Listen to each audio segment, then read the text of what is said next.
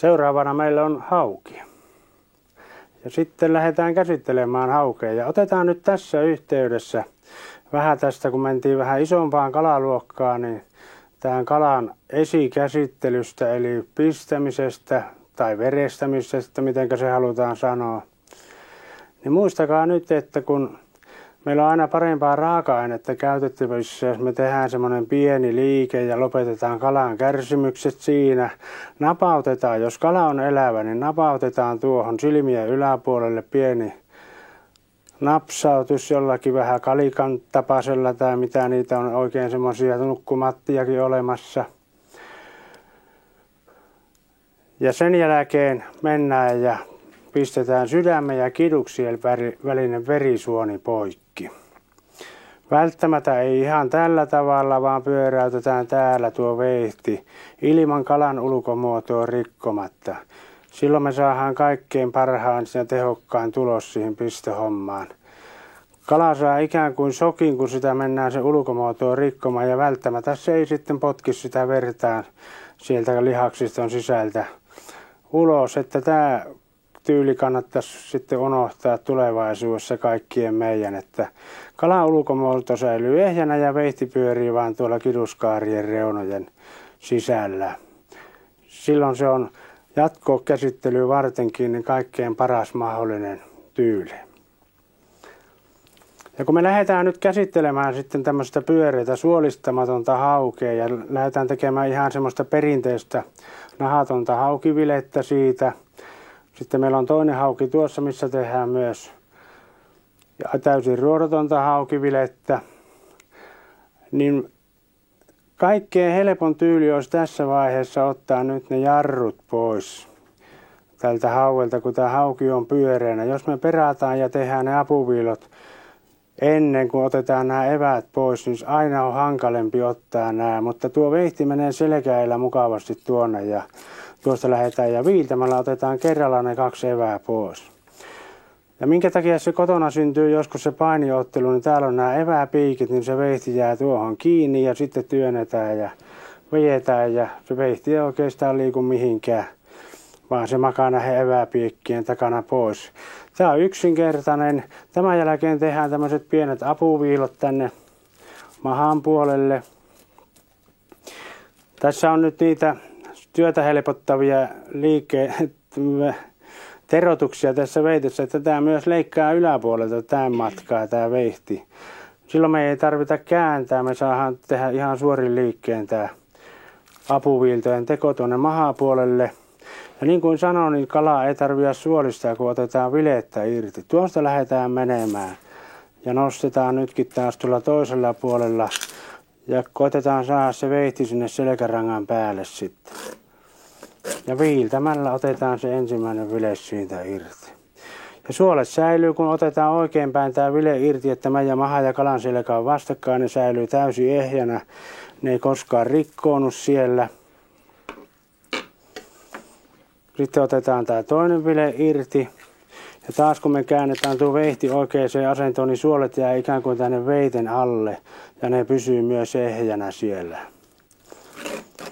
Ja koitetaan nuo eväät saada jäämään sitten aina tuonne selkäruotoon, niin me ei tarvita höylätä tuota veihteä sitten tuota lautaa kohti. Ja tässä on sitten nämä roippeet ja selkäruotonkin jää erittäin vähän tuota lihapuolta. Pistetään tuonne ja siistitään aina välillä tätä pöytää, niin meillä on paljon mukavampi työskennellä sitten tuon puhtaan kalan kanssa.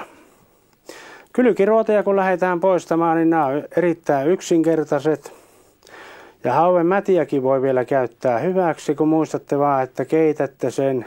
Hauen mäti aina sisältää niitä lapamaton toukkia, niin kannattaa aina kypsentää ennen käyttämistä.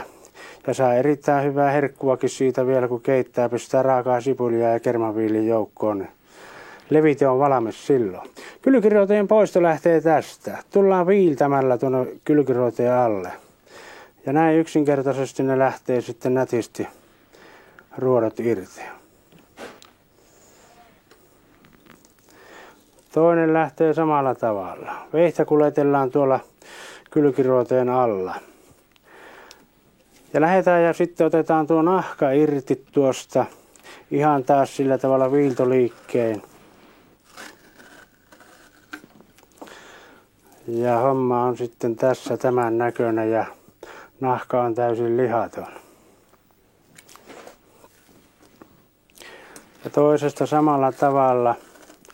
Ja kun me nyt teemme sitten perinteisellä tavalla tätä haukivilettä, eli jos tehdään niitä paistinpaloja, niin muistakaapa tämä yksi tyyli.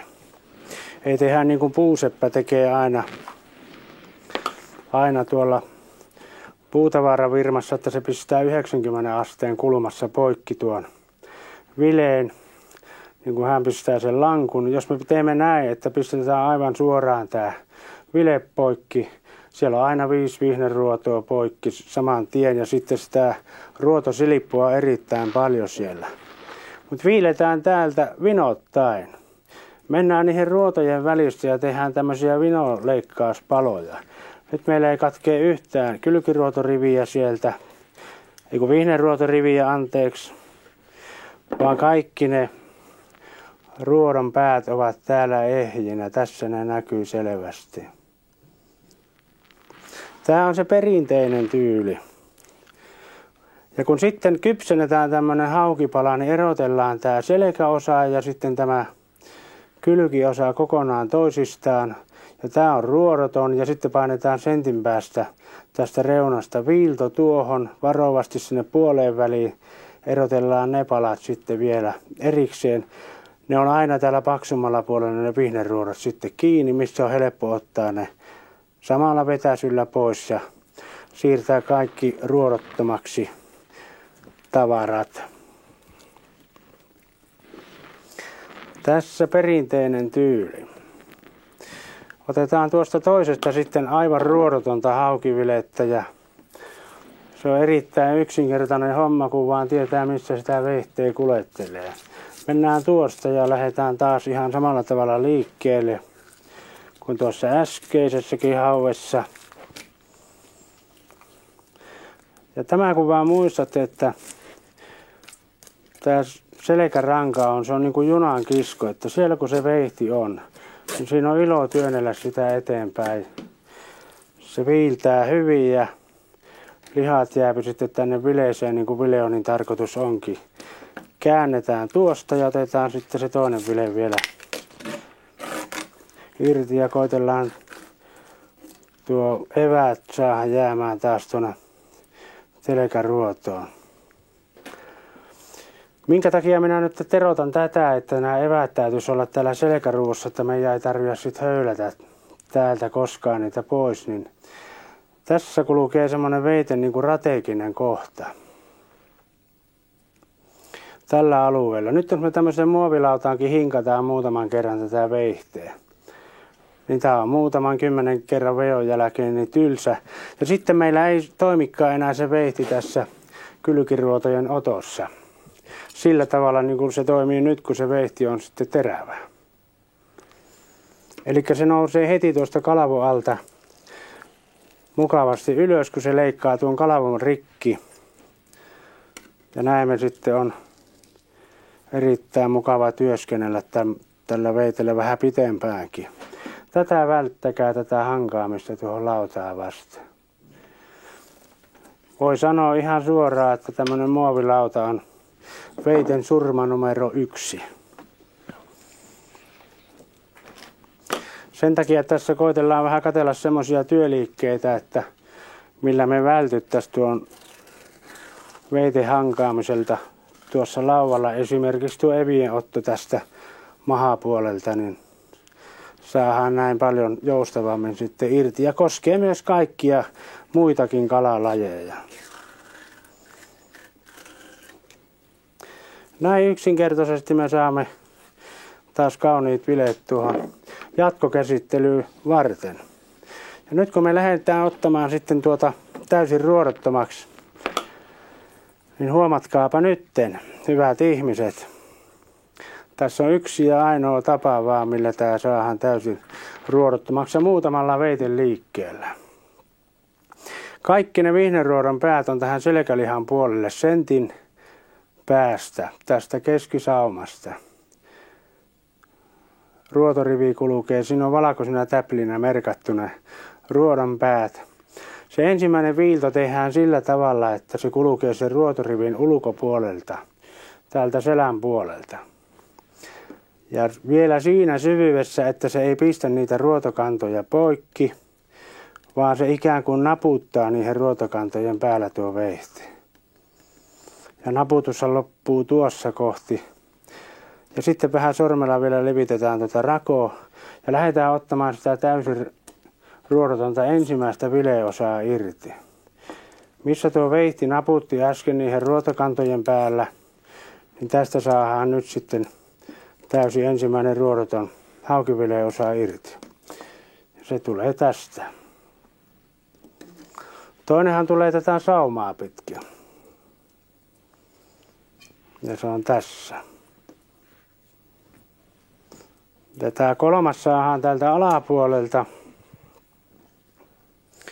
Eli pistetään tuo veitsi tuonne päin, ensiksi käännetään, muutetaan piikin paikka ja tullaan erittäin vinossa kulmassa tuohon kalavileeseen. Nähdään tällä veitellä niitä vihreäruotojen alapintoja pitkin ja ne ruodot ovat sitten tässä. Ja täällä meillä on sitten täysin ruodotonta haukivilettä vielä kolmas osa siitä. Katsotaanpas tässä vielä toisella vileellä se sama homma. Tämä ensimmäinen viilto on se kaikkein tärkein viilto, että jos tämä menee väärältä puolelta tämä ruotorivi, niin homma on siinä vaiheessa täysin susi jo. Ja sitten jos ne menee nuo ruotokannat poikki, nyt tässä näkee hyvin miten tämä naputtaa niihin. Ja jos ei ole tämmöistä yläpuolista terotusta siellä kotiveitissäkin, niin nostaa pystympään, niin se tunnistaa ihan samalla tavalla se ruodon kannan sieltä lihan sisästä. Ja tuosta lähdetään taas ja viiletään niihin ruotokantojen päältä tuo ensimmäinen ulkovilea osa tästä hauvesta irti. Otetaan se tuohon ja pistetään tuosta toinen täysin ruodoton haukivilea osa. Ja kolmas lähtee täältä alapuolelta ja yläpuolelle sitten jääpi tuo täysin ruodollinen osa, eli niin sanottu anopin ruoto. Ja täällä meillä on sitten, jos nämä palapelit kasattaisiin nyt yhteen tähän, niin me saataisiin hommasta tämän mallin, että tuolta välistä on sitten otettu ne vihneruodot pois. Näin helppoa voisi olla hauen käsittely kaikilla meillä.